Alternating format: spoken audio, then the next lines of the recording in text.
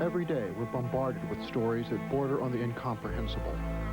But hard as it may be to understand ethnic cleansing or the murder of children, taking one's own life remains mankind's most troubling mystery.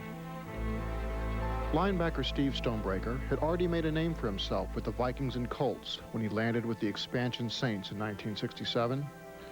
The first Saints were a brawling bunch of banged-up cast-offs, aging vets, and talented malcontents that head coaches around the league were glad to see become somebody else's problem. For New Orleans and Stoney, it was a natural fit. He was a gamer. He came to play on Sunday. He might be out drinking beer all week, but I'll tell you what, when they teed it up on Sunday afternoon, Stoney was right in the middle of the fray.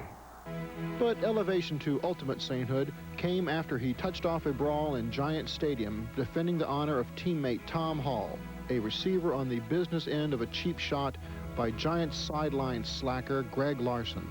And New Orleans fans will always hold him in his heart, in their hearts, for that action that would happen up there in old Giant Stadium. Because here it was, you know, the big kahuna Giants taking on the little pretenders to the crown Saints, and we didn't take any crap, man. Boom, we came right out and stuck it right up their Gucci's, you know, and all that jazz. Nagging injuries finally forced Steve to hang up his cleats in '69, and he soon started giving back to the city that loved him. Long before the networks woke up and began courting the female audience, Stonebreaker was offering skull sessions on Saints strategy, no boys allowed.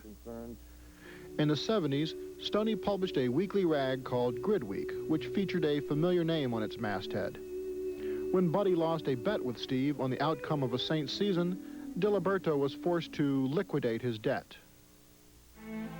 Stonebreaker's last venture was his Metairie restaurant, a business that in New Orleans is arguably more competitive than pro football. The details are sketchy and perhaps ultimately not important, but friends intimated that the restaurant was finally Steve's undoing. I never really cared whether it was good or bad what the media wrote or said about Steve Stonebreaker. I just knew that I went on the field and did the best job I could do, and I let it go at that.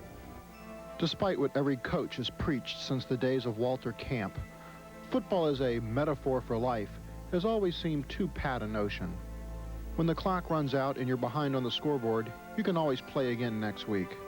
But in life is a one-game schedule. There's no overtime, and sudden death lasts an eternity. So we're left with fond memories, a fading highlight film, and the question, why? Why did Steve Stonebreaker take his life?